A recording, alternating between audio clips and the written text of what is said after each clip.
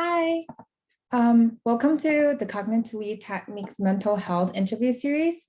So in this series, our host, Professor Skip Rizzo, will be engaging dialogues with various experts in digital mental health field. So today, our host, Professor Skip Rizzo, will interview our amazing speaker today, Kent Bai. Welcome, he is the creator of Voices of VR podcast. Hi, Kent. Hello, it's great to be here. Thanks for having me. Yeah, so this series is brought by Cognitive Leap Solutions, Inc. So here at Cognitive Leap, we are very passionate about finding solutions using professional resources, integrating high-tech products and advanced applications, and combining the latest technologies with humanistic care to address prevalent problems with attention, learning, and emotional issues among children and adolescents aged 3 to 18. So Cognitive Leap is founded in California in 2015, and we have a headquarter in Shanghai and an operation center in Shenzhen as well. So our main product, the VRAT, which is worked by Dr. Skip Rizzo, and we have a very strong research team that will be focusing on in approval of our virtual reality classroom from FDA and diagnosis children for ADHD. So I would like to introduce our host, Professor Skip Rizzo. All right. Thank you, Jessica. I can't tell you all how happy I am today to be interviewing Kent Bai. I think what he's accomplished in really just a few years is no less than groundbreaking. I think we're seeing so much rapid change in the VR field across all areas. And along the way, Kent has been dogged and going to conferences and doing interviews online and really being the voice of VR in some ways by interviewing people that are in the field and building out this giant library of over 1,000 published interviews. It's really historical documentation in a grand scale. And I expect that while they provide a lot of useful information and engagement now, that 20 years from now, when people want to study the history of VR, they're going to go back to these recordings and see what people really thought, even 50, 100 years from now.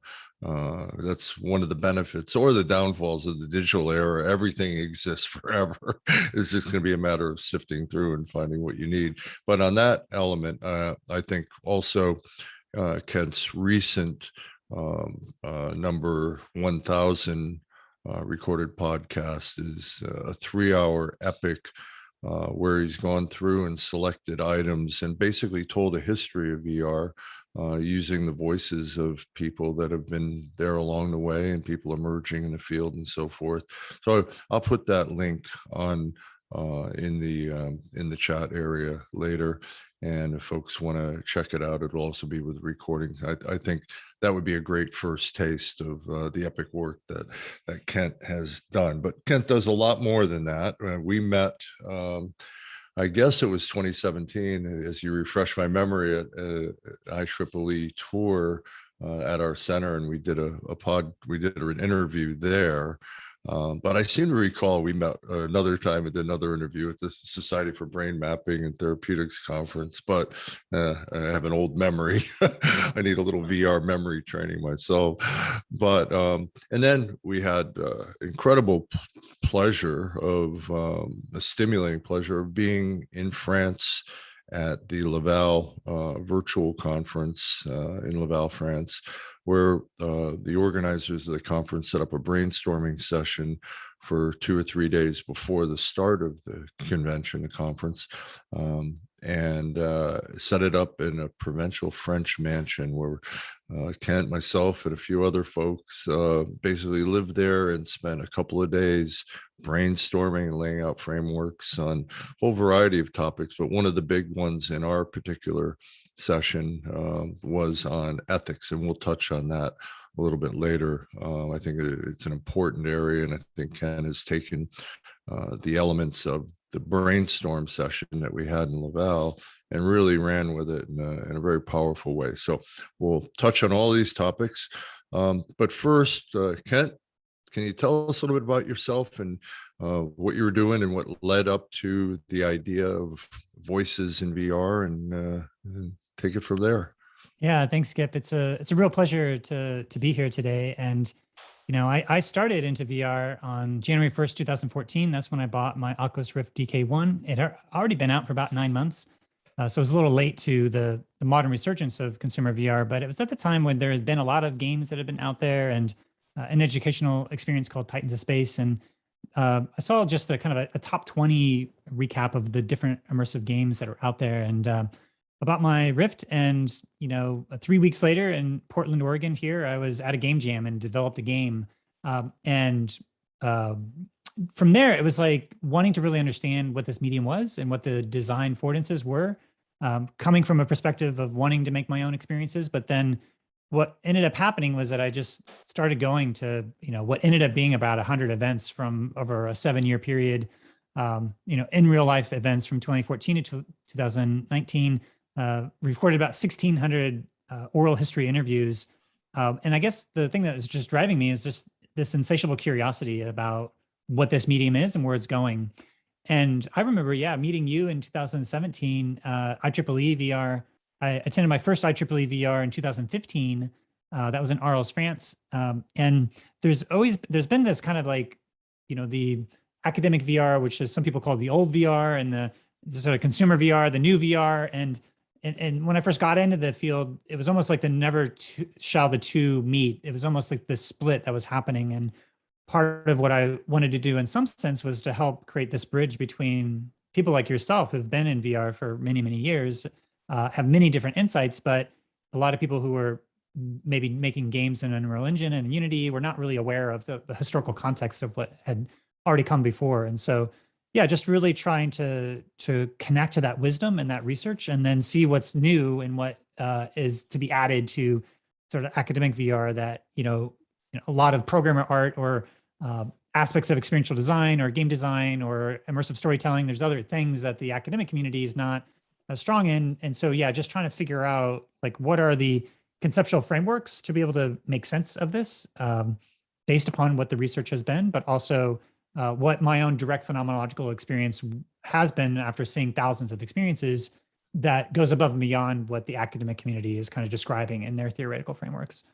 And so, it sort of starts there from just, having these, lots of different conversations. And I was happy to be able to feature your quote about PTSD trauma therapy within my episode 1000, because I think that actually there's a lot of things that you've been working on that's really at this kind of cutting edge of really bringing in a lot of those immersive storytelling components in a therapeutic context. And so my orientation tends to be a little bit more philosophical, meaning I don't do a lot of like research or empirical verification of this stuff. I'm more just trying to experience all this stuff and see what my own direct experience is and what the language is to come up with these deeper frameworks. And so, I think that's where the ethics work actually has been pretty influential for helping to shape these larger conceptual frameworks on top of all these other aspects of presence. So I guess from there, there's a lot of different insights that I've seen from the things like Mel Slater and his theories of presence, the place illusion or plausibility illusion, versus other aspects of embodied presence, emotional presence, mental and social presence, and active presence. All these aspects of presence are really like a theory of consciousness. And I feel like the medical XR in some ways is at the frontiers of kind of trying to quantify different aspects of consciousness and how to use and modulate consciousness to a therapeutic effect that can be measured. Whereas in more of the entertainment side, it's more of trying to give people an entertaining experience. But I see that there's aspects of the medical world and all these contexts that are all kind of being blended together. So what can we learn from medical XR and architecture and game design and cinematic storytelling and web design and user interface and human computer interaction, and all these things are kind of all being blended together into this kind of meta framework that I refer to as experiential design. But you've been working in for a number of years in your own kind of intuitive way, pioneering and innovating and experimenting and finding that experimental evidence. So I guess that's been a bit of the challenge, is to take something that has been somewhat siloed and fragmented and try to find the ways in which all this stuff fits together to kind of have a vision of where this is all going. Yeah. Well, what drove you to do the first one? When did you decide you were going to go on this mission? Well, I had been covering Drupal open source software before. I did the Drupal voices. I've done other, going to conferences and doing interviews at more esoteric conferences. And so I had the experience of wanting to have a question answered and going into a field of a conference where people are committed to being there and having answers and being able to talk to these subject matter experts. And so after I had created my own VR experience, I realized that there really wasn't like anywhere online or anywhere to kind of really learn about what it meant to be able to design these types of experiences. And so the best way that I found was to go to these events to talk to the developers and the creators who are on the front lines in the trenches, really pushing forward what's even possible.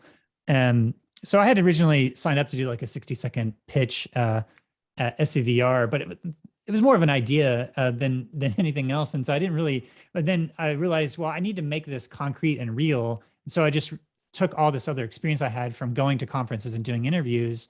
And I just felt like this is a historic moment. I really want to document it. The excitement around 2014 was palpable, especially after Facebook bought Oculus. It was like things had kind of moved into another scale. Like this is happening now. The resources are there, and the industry kind of woke up in that March of 2014. And that first gathering that I went to in May of 2014 was a Silicon Valley Virtual Reality Conference, an expo, which is the first kind of professional gathering in the modern resurgence of consumer VR. There have been many, as you know, there's been many gatherings of VR from professionals, especially in the medical context over many years. But the first kind of modern resurgence of the gathering of this kind of the new wave of VR. And I was there to sort of just help document and talk to all these people. And yeah, and after that, it was like, James Blaha with Vivid Visions, he was talking about how he was able to cure his lazy eye with VR and how VR is able to control the perceptual input into your brain. And it was like, that just absolutely blew my mind, that like there's something that this technology can like, through the principles of neuroplasticity, rewire your brain and actually have medical impact on you.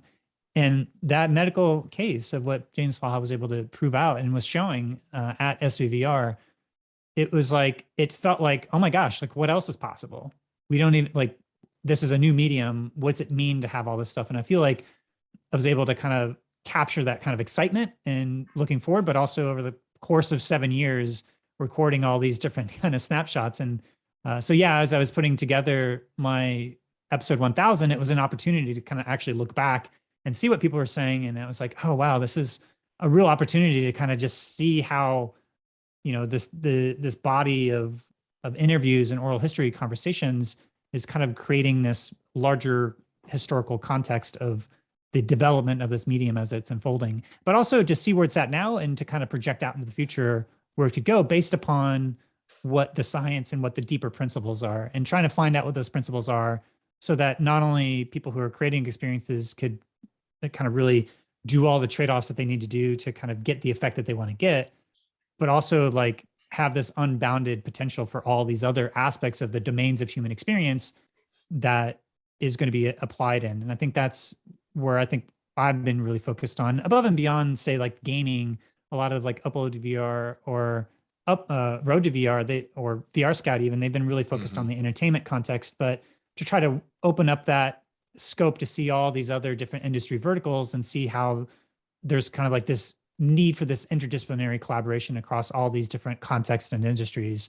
And based upon whatever expertise people are bringing into, then they're going to have a unique insight or lens into the medium. And I still find that true today, as people are learning about it based upon their own training and their own context and their own background and the ways that they want to use the medium, and just being able to learn from them to see how, okay, biometric data, what's the real-time biometric data going to look like? Well, that's something that the medical field has already been using a lot, but that's kind of in the next wave of VR, starting to bring in all these additional sensors of eye tracking and galvanic skin response and all these other things that start to get in there. Now, how are you going to use that from an experiential perspective? But then what are the ethical issues that also come up there? I have to agree with you that 2014 was a pivotal year, especially for me up to that point. I had been, to tons and tons of conferences and events and met a lot of people in the field, but because there wasn't such a wide uptake, it was a lot of the same conversations over and over. I don't want to say the field got stale, because the people involved in the field were always visionaries. They were people that got involved early on, that saw this vision and also had endurance to be able to stick it out during the lean years. But 2014 was when things really turned around, and a whole infusion of new blood, new ideas came about. And I remember going to the first or the second LA VR event, and I was shocked that there were like thousands of people waiting in line to get in. And it's like, oh my God, I haven't seen this, I don't think, ever. And it really struck me that, hey, it might be for real this time, that we have this momentum going. Let's try to maximize it. And as you say, the interdisciplinary nature of this whole field is what makes it really unique and special, because you have artists and programmers and psychologists and engineers and interface designers and storytellers all talking the same language. And so 2014 was a pivotal time. And I'm glad you have that documented. And I know that you've got a lot of us old guys in your mix too, so that you get to hear, what came before. But really remarkable period. And it goes on today. I was worrying that, at certain points, well, it might fade, it might die. This might be another thing, another hype cycle we all get excited about.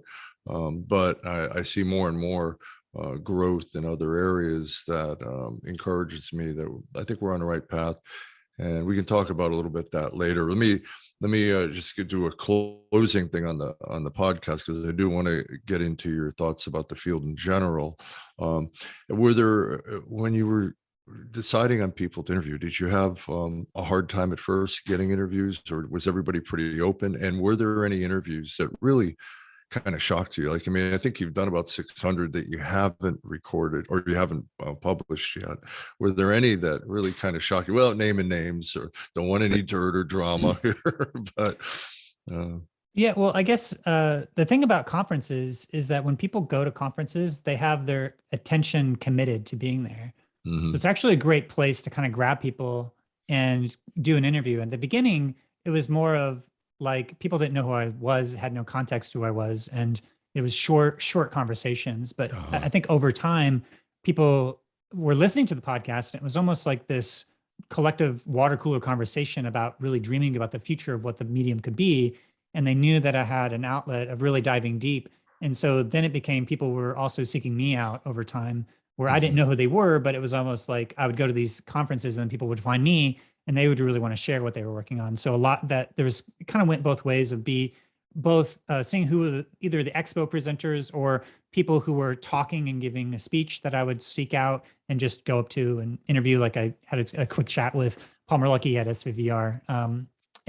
But also I think over time, there's this kind of like nice asymmetry of people either I not knowing who people were, and I have a chance to kind of get introduced to their work by having a conversation and recording it and releasing it to the world. Or people that I'm sort of just tracking either through Twitter or social media, or just seeing the kind of like, who were the important people that I know in the industry and who are they talking to, and just kind of doing this implicit social network analysis as I go to these different events to really kind of find out who the mover and shakers were that are really at the community level, really driving the future of the medium. And I'm happy to, as I look back on episode 1000, of really kind of having a nice diverse sample of a lot of those different people who are really either leaders in the field or just have interesting ideas, and just you get a big mix of different perspectives. And probably, some of the people that surprised me the most, the biggest one probably was talking to Tom Furness in September, or it was in 2015. And, when I asked him the ultimate potential of VR, he said, well, the ultimate potential of reality is reality. And that's kind of a refrain that Jaron Lanier also said, that, the virtual reality experience actually happens when you take the headset off, and how this as a medium is kind of rewiring our brain. And as we rewire our brain, we're also changing the way that we perceive the world. And those are the two quotes that I end the episode 1000 with, because it kind of, for me, really brought home that, like, yeah, you can go into these virtual worlds, but really you need to be in right relationship to not only the world around you, but other people, and you can be able to learn about yourself as well. So I think I was able to, I mean, I originally thought that I was going to do this podcast for like, okay, here is the chronological order of things that really blew my mind. But what I ended up doing was a little bit more of kind of the challenge that we had at Laval Virtual, which was like doing a brain dump of all the different ethical issues. And then you look at it and like, what is the underlying ordering principle of all these different issues? And for me, that comes down to context and ways in which that there's certain contextual dimensions where the ethical issues are contained, but also within XR, there's different industry verticals or different contexts in which that we're going to see develop, whether that's identity and embodiment and agency, or whether that's different aspects of gaming and entertainment and medical applications and finance and telepresence and communication and education and higher education and training and working things in your career, or hanging out with friends and family, being able to capture your memories, being able to deal with trauma and medical issues, or aspects of exile and deeper philosophical ideas. So all these different things are kind of a matrix of all these different contexts. And I think that, it's from Laval Virtual where it was like, hey, we've got all these things. What is the way that we kind of make sense of these to start to kind of break it down a little bit? And I think that, I had asked people about the ultimate potential of VR. And, I just, from that mapping of all these different contexts, I sort of took this initial kind of, rough mapping and then started applying it to those contextual domains. And later I came across a philosopher named Helen Niesenbaum, who has a whole theory of contextual integrity of privacy, meaning that she says that privacy is all about appropriate flows of information according to the context that you're in. Like, so when you're going into a doctor's office, you share medical information with your doctor because you know that that information is going to contextually help you have this larger goal of allowing you to heal. But I think the challenge with XR, just ethic in general and ethical and sort of ethics and privacy, is that we have all these established contexts, but now all of a sudden we're basically collapsing all those contexts into this one universal context, and that context collapse creates these ethical and moral dilemmas. In other words, now all of a sudden you have consumer technology that has the same level of medical data and medical information that used to only be available to people that had sort of FDA approved medical devices, and that the FDA medical device would be treated with HIPAA, and that information would be treated as like super secret, and you would not be just using it to try to psychographically profile me to try to figure out what my likes or dislikes are.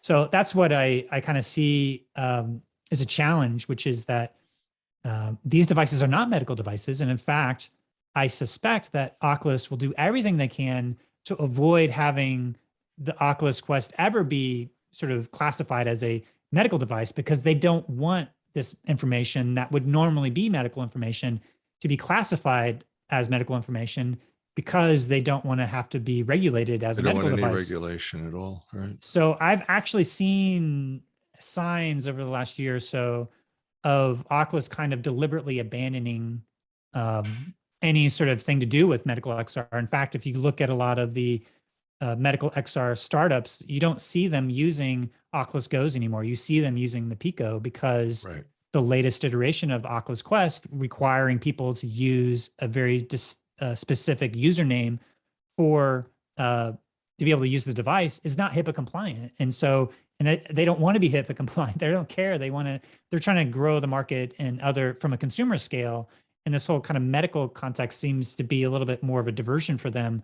So I've actually seen, some of this where the platform aspects actually could be potentially holding back medical XR, because people are even just trying to get apps on App Lab or getting trouble getting stuff approved.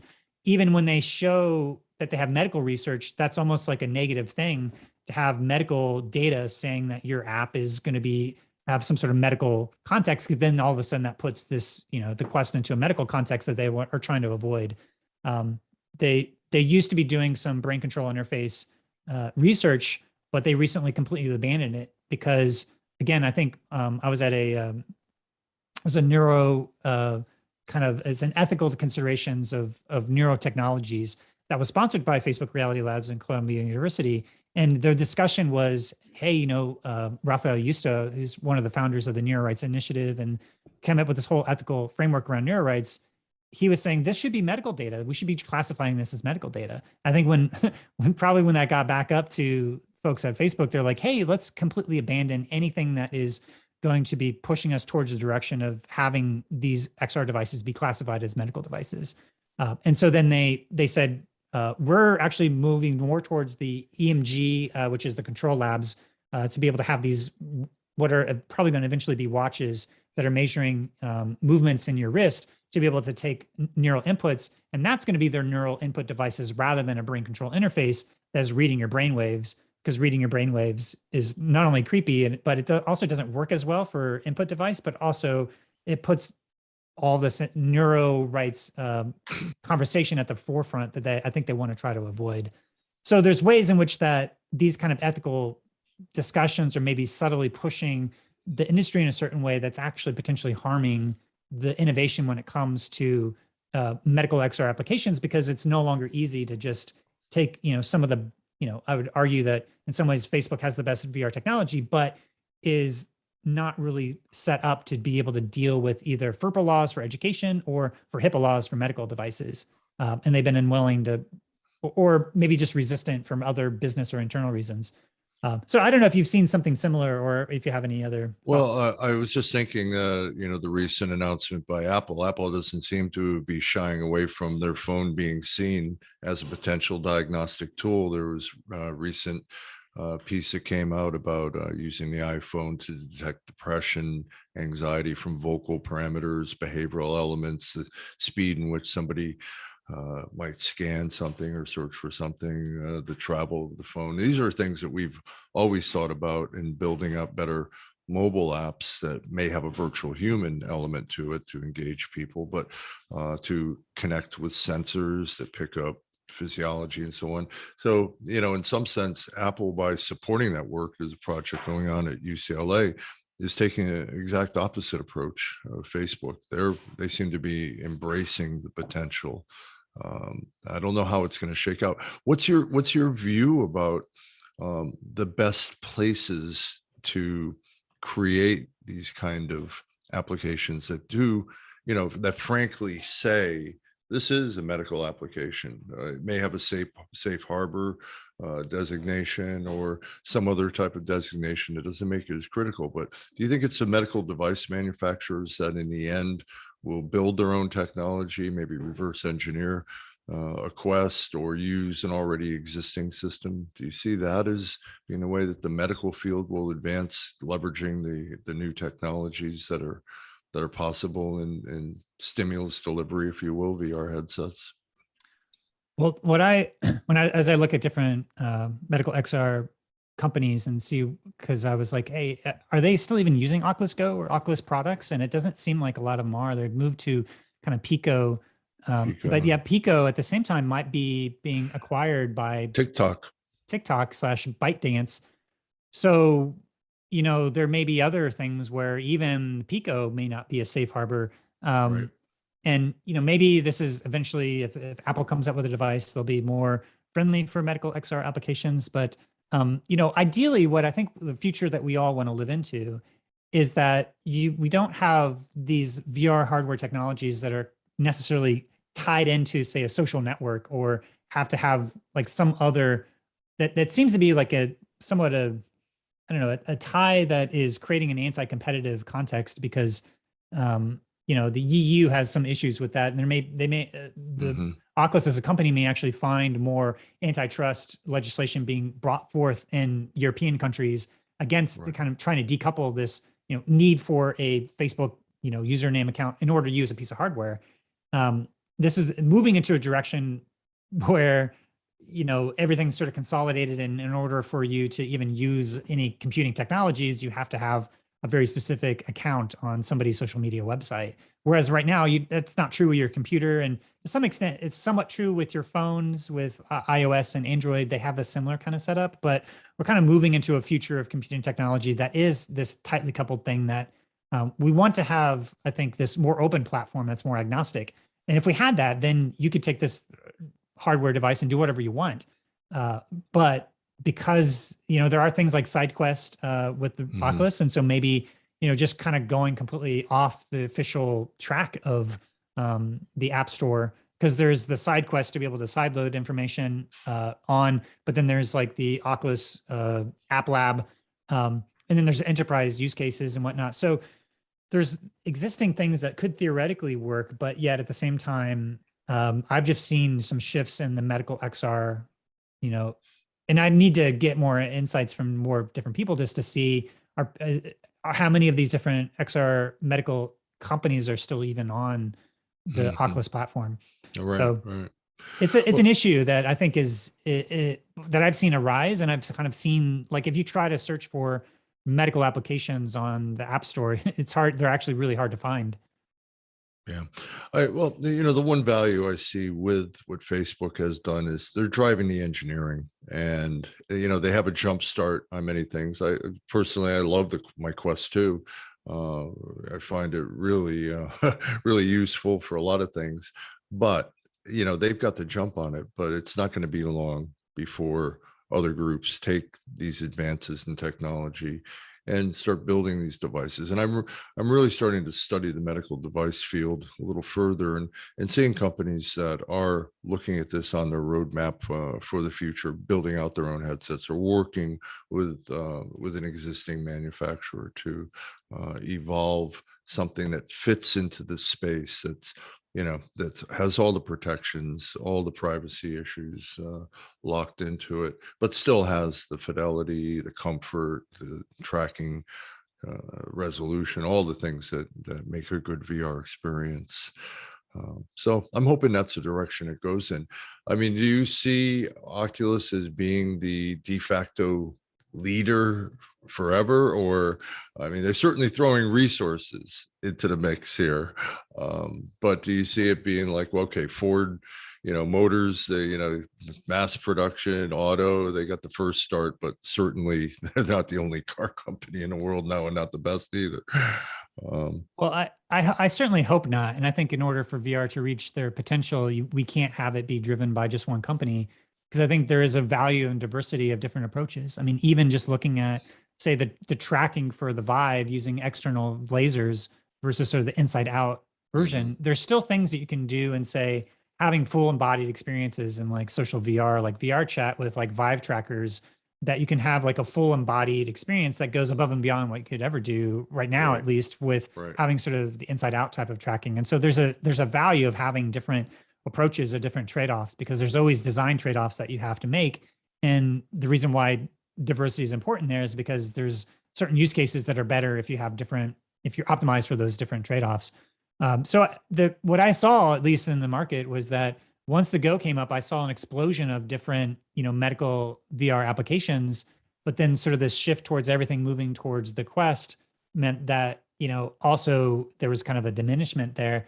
And so there's other PC VR that's still there with the Vive and everything else, but yet that requires so much of an investment to buy a PC and have all that, it's just a lot more logistically more difficult. And so the standalone form factor, I think, is the way where everything is going. And I expect that over time, Apple, Google, other companies, the Lynx is coming out with, like more of an open hardware solutions. And so, to really have these open alternatives, I think eventually we're going to get there.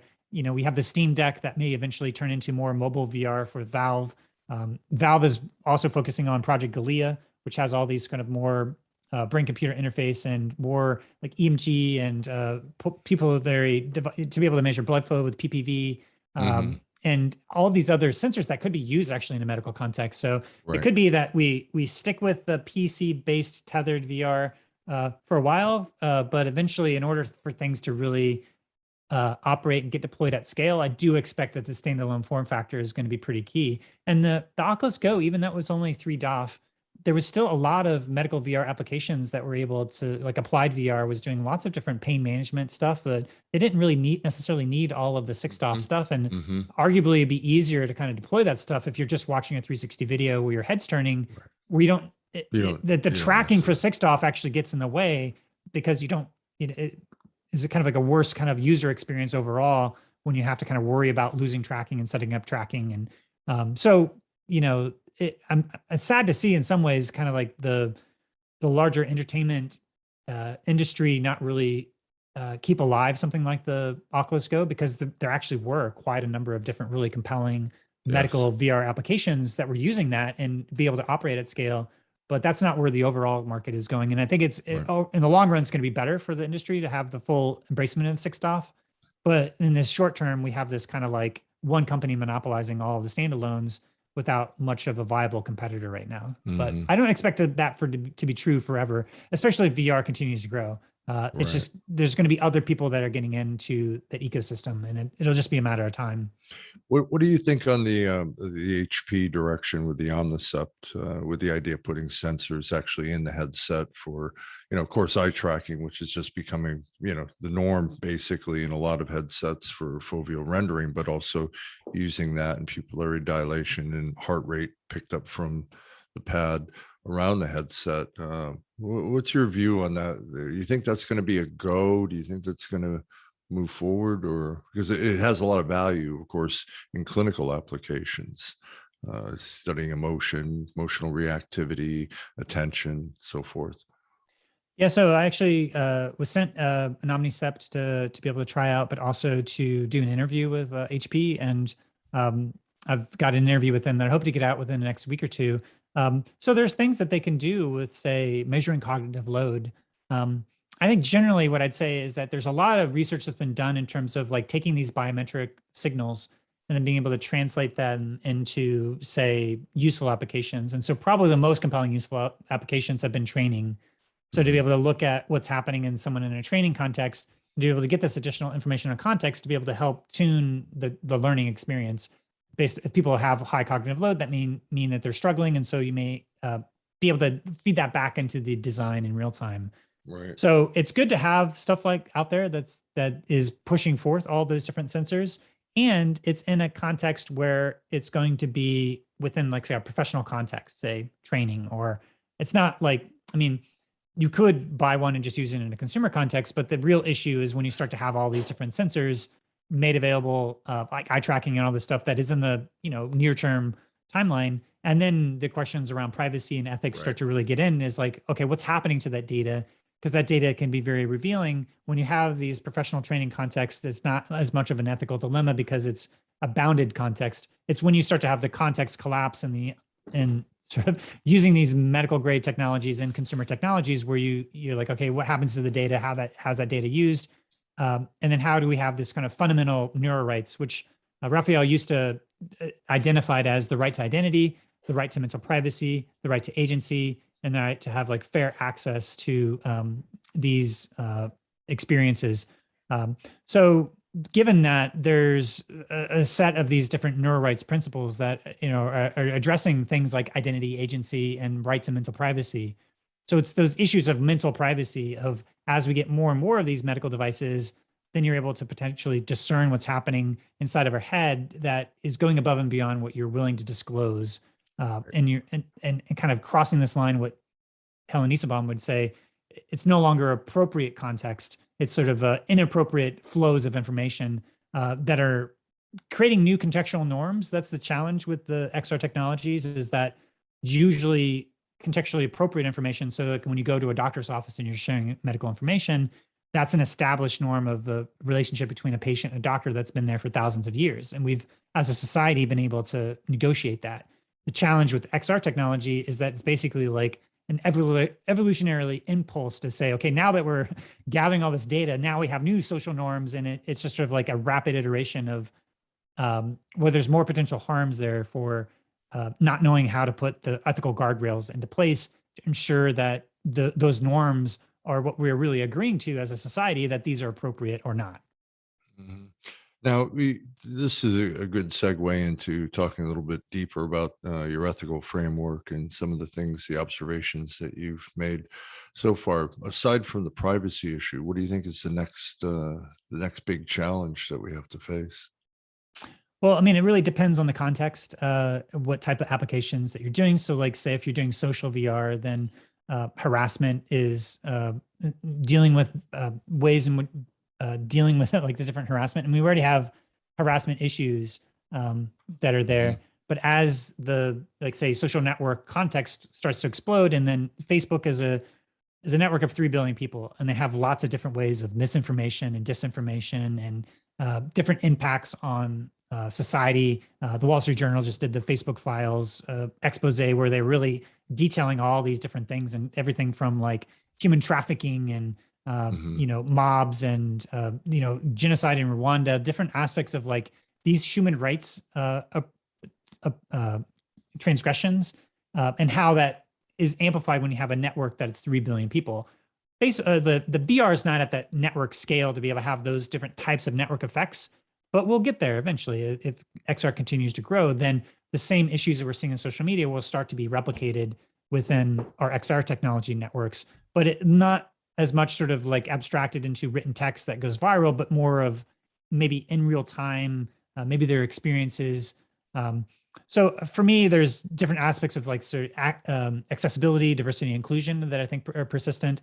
Algorithmic transparency in terms of how are these algorithms driving ways in which that we're operating with each other, and that's something that's existing in 2D and will continue to have an impact of like what is the different types of transparency that we have in the ways that we're modulating all these different things. I think virtual avatars are going to be much bigger in terms of when you're interacting with people, there's certain social conceits that you have where those could actually be seen as vulnerabilities, where you could use AI virtual agents to kind of start to exploit our social constructions of what it means to be nice, but they're actually being driven by motives that may not be in alignment with what we want as the end user. So yeah, I mean, there's lots of different context there in terms of identity, the financial aspects. What are the business models that are driving this? I think is a huge dimension. Are we going to continue to have surveillance capitalism that's really tracking us all the time? And then identity, the ways that we can express our identity, having a diverse range of different avatar representations that are made available.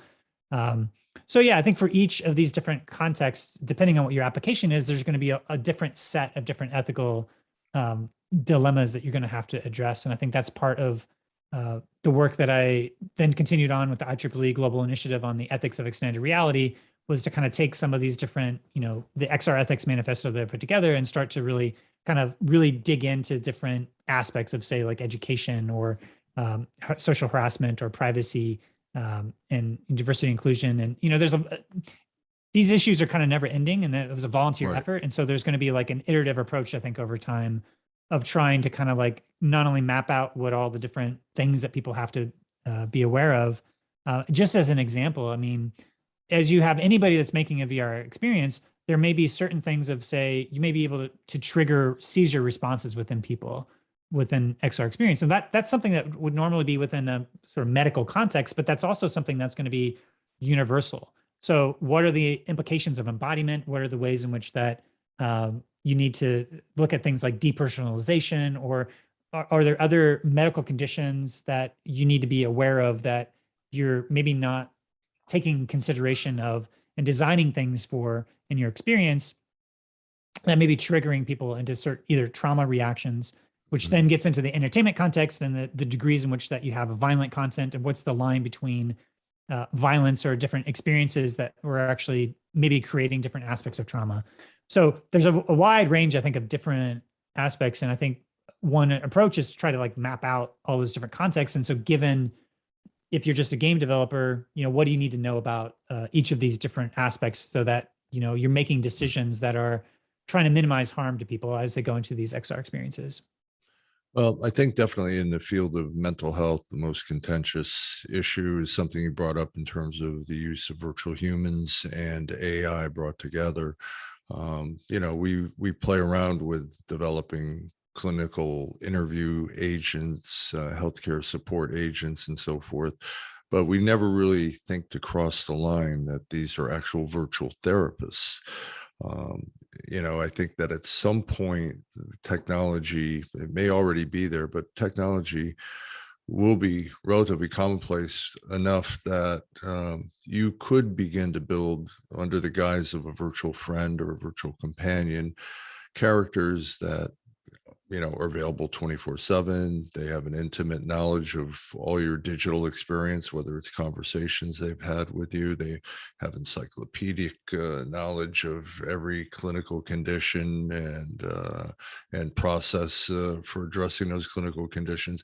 And will these things masquerade as virtual companions, friends, guides, when they're frankly being designed as a therapeutic aid? Now, we know that we have a real problem with promoting access to mental health care.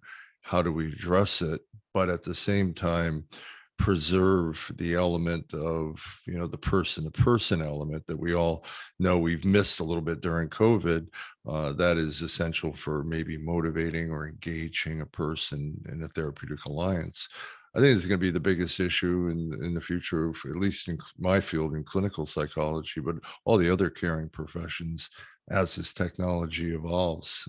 I don't know do you see that as an issue that it would be beyond clinical care? Like, would it be children, instead of having an imaginary friend, they have a virtual friend that they share intimate experiences with and ask questions? Is it something beyond creepy to think about that as maybe a tool for helping people to learn to self-reflect, or to understand their experience better, or to just ask questions they'd be too embarrassed to ask anybody else? I think if there's one thing that I've learned around looking at XR, is like every aspect that's a new affordance that can be used in a positive context could also be used and exploited in a negative context. And so there's ways in which that, a lot of the stuff that you've been working on with virtual humans and in a therapeutic context, well, that is going to, eventually make its way into an entertainment context where you're in a video game and you're kind of having these different interactions with non-player characters, and it's going to be rewarding to be able to have that. But yet at the same time, if you're in a social network context, I mean, we already are in a social media environment where we may unwittingly be interacting with bots or troll armies. And so to be able to, really operate at scale in a real-time immersive environment would be through these AI agents. And so what are the roles of these AI agents? Is it possible to say, have an AI agent within, say, VR chat, or these different worlds where,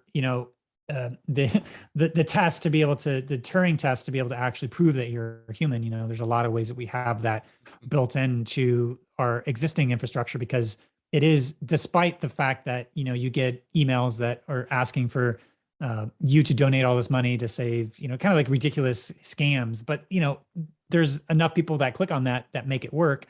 So if there's enough benefit of having some sort of interaction with people and a face-to-face interaction in a virtual environment, then you can guarantee that there's going to be a similar kind of like troll army AI bots that are out to kind of like waste your time or get you to kind of do something that you don't want to do. Right. I think one mitigating factor to that is at least that a lot of what I've seen in, say, social VR networks is that a lot of that type of social interactions actually gets set into these private instances where it's like you're pulling people into your own private world that you already have like 1 or 2 degrees of network separation from those people.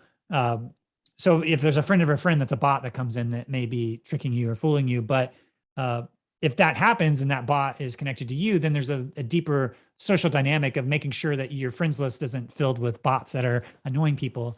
But these public spaces, I think that's where, it's kind of a free for all, where Facebook has to do a lot more aggressive monitoring and insurance that there's these are safe online spaces, because once you get into a private context, it's a little bit easier to control because it's based upon your social network graph of you being connected to people that are there. But when you go into these public spaces, then that's where I expect to see a lot more of that type of, like, eventually you may be talking to someone and you may be asking, is this a real human? Is this an AI? Maybe you'd be able to do that. We have our own kind of implicit Turing test that we have.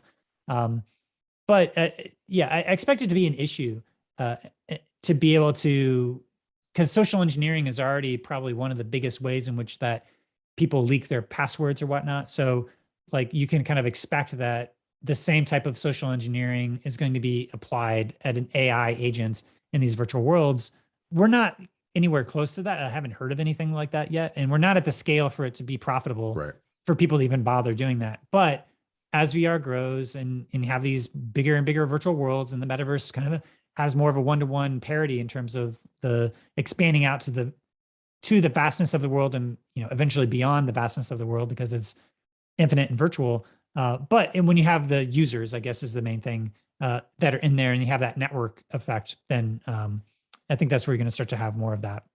Interesting. Well, I knew 45 minutes would not be enough time. I've got 1,000 questions I still want to ask you, but I want to ask Jessica if we have any questions from the audience. If not, I can dig into mine a little further. We still have another 10 minutes left. Yeah, so we actually have two questions from the audience. The first one, they wanted to ask Kent that what is his biggest ethical concerns with VR that you think that everybody should pay attention, even just for home use or any regular use of VR technology? Well, my biggest concern is privacy, and the fact that one of the biggest drivers of XR technology, Facebook, is in the business of surveillance capitalism, meaning that they have a business model of having lots of psychographic profiling information and living into a future where everything you do or say is going to be tracked by this company and extrapolated.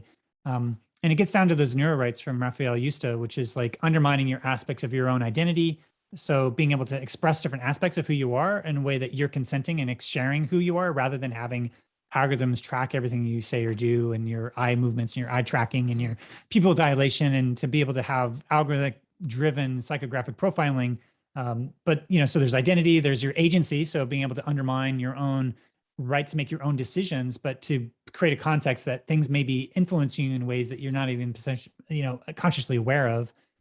So that level of the fixed action patterns is what behavioral neuroscientists call it, which is that these kind of Skinner box automatic reactions, but being able to potentially trigger a series of fixed action patterns within people to kind of do mass manipulation. So the agency, but also the mental privacy, which is the different aspects of what's happening inside of your brain. So I think those are the biggest things. And I think we don't have a federal privacy law. And there's a lot of ways in which that these neuro technologies are kind of creating, it used to be tied to identity, but we're going to be moving from a concept of thinking about privacy in terms of who we are to this kind of more of like, what's my likes, what's my preference, what's the psychographic profiling of the character of who I am. It's like a digital twin that these companies want to create. And it's more about mapping all those different things out in real time. So for me, that's the biggest ethical issue that we still haven't figured out a good solution to, because our concepts of privacy are not in our ways of kind of having checks and balances of this larger economic context isn't doing anything to address any of those different issues. It's basically like the way that the privacy policies are written by Facebook and the technological roadmap means we're kind of sleepwalking into a dystopia of a privacy nightmare. And I don't know what to do to stop it, because it's a complicated issue, and it may end up having new laws be created. But even then, you have to sort of create a legal framework that has this new paradigm that is able to accommodate all these different aspects of a conceptual framework of privacy, which is already a very hard thing to pin down, absence of what the context is. So given that, the fact that the biggest company that's promoting XR is a surveillance capitalism company, and the roadmap towards privacy is sleepwalking into a dystopic privacy nightmare. Yeah, that sounds like something everybody needs to be, at least keep it in the back of the mind so they can educate themselves more on the issue. And there's another question that came up in the audience. It's what are the things that you're most excited about the VR industry recently? Any news that you think that's worth sharing with our audience?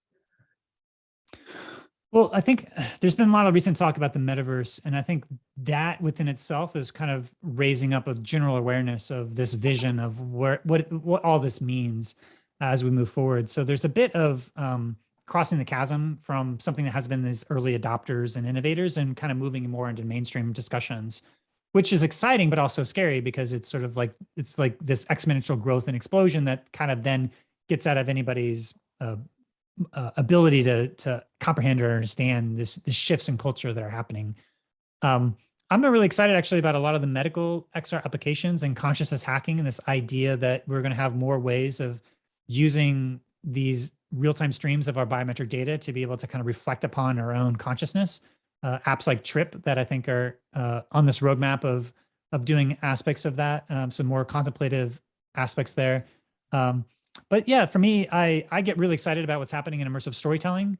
So I feel like there's a lot of ways, there's a lot of innovations and experimentations about the affordance of the medium that bring emotional impact that I think are going to be universal across all these other contexts. But a lot of those are very ephemeral at film festivals, so you have to kind of see it at the festival. But a lot of my coverage lately has been going to these festivals and talking to these creators, because I feel like that, for me, is the most exciting kind of breeding ground for innovation and creativity, and pushing the limits of what's possible with the medium. Looking to see what the artists and the storytellers are doing with the medium is going to drive the future of the medium. And there's going to be all these other aspects of like rewiring your brain and tapping into latent human potentials that we don't know are possible yet. I think that's sort of like, are there things that we can do as humans that we don't know yet, because we have to train ourselves within these VR programs? You know, kind of like the James Blaha was able to retrain his eyes to see in 3D. Are there ways that we kind of metaphorically can train our body to do things that we couldn't do yet, because we just haven't created the right VR training to be able to actually kind of fine tune different aspects of our consciousness? So that, and I just get excited about the philosophical implications and, you know, where this is all going. So trying to just kind of map out these trends of seeing how these little building blocks are being built together, and then kind of just projecting out into this future dreaming space to see what it all means and where it's all going. I have a real quick one that I like to ask all the folks that are on this program, and that is, if you had 2 years and unlimited funding to bang out a VR project, what would it be in? Well, I have a provocation that is something that I kind of got me into VR, which is like creating a memory palace of all space and time. And I think because I've created this archive of all this data, then I always thinking about like, what's all this? How would you go into an immersive experience and be able to actually find and discover and learn something? I want to be able to live in a future where I go into, if I want to learn about, say, Alfred North Whitehead's process philosophy, and I want to be able to see like an immersive architecture that's dynamic and changing and growing, and I can just go into an immersive experience that really gives me an embodied experience that allows me to understand these deep abstract concepts in a way that allows me to kind of understand the nature of reality better.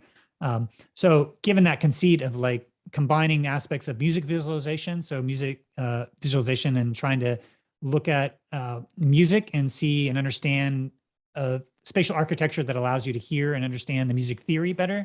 But then on top of that, being able to kind of understand the nature of time and how time unfolds. And to create, like, as I'm creating this historical document of all these interviews, are there interesting ways to kind of like slice and dice that so that you could have dynamic architecture that you go into an immersive experience and say, hey, I'm interested in medical XR, or maybe you're interested in this very specific thing about a specific type of galvanic skin response, or pupil dilation of heart rate variability. And you want to see all the different conversations I've had across like 620 hours of conversations, but being able to kind of like hone into very specific things and have like a network graph that allows you to see the relational context and how all these things are kind of tied together. So that's sort of a WebXR open web experience that it basically be like a memory palace of the history of VR, but with the oral history context that then you could ask an AI agent, hey, I'm really interested in this. And then they would point you in the direction to go to.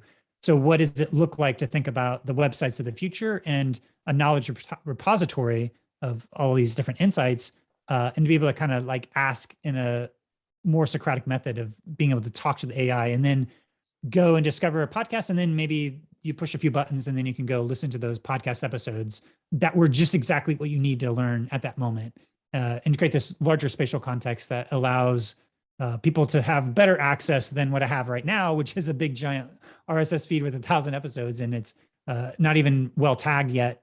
So kind of relaunching the website to be able to have that. So that's my dream, if that's what I would want to make and create. It sounds like a great project for the Smithsonian to fund. Okay, well, Ken, I can't tell you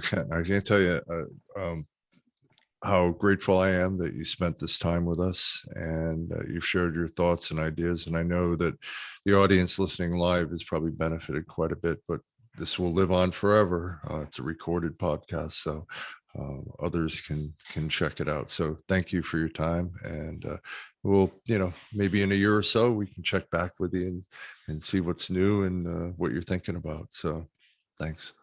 Awesome. Yeah. Thanks so much for having me, Skip, and for the cognitive VR. All righty. Yeah. Thank you for a speaker and also Dr. Skip for hosting the event. Just one last little thing about the company. As I mentioned, we are doing a study trial for one of our VR products that we're testing children aged 6 to 13 years old to participate in the study using our products, checking their attentions, using our attention tracker. So if you know anybody who might be qualified for the study, please check us out. You can scan the QR code to find out our, fill out the interest form, and we'll reach out to you. Thank you so much. And just one last, once again, thank you so much for coming to our event today. And I hope you have learned so much from our amazing speaker today. And thank you, Ken. And thank you again to our host, Dr. Rizzo. I believe we all learned so much about VR today. And for our audience, the video recording of the event will be available on YouTube at our channel at Cognitive Leap Solutions, Inc. So please feel free to share with anyone who might be interested in the topic. And we're really looking forward to seeing you again at our next event. So hope you will have a wonderful rest of your day. All right.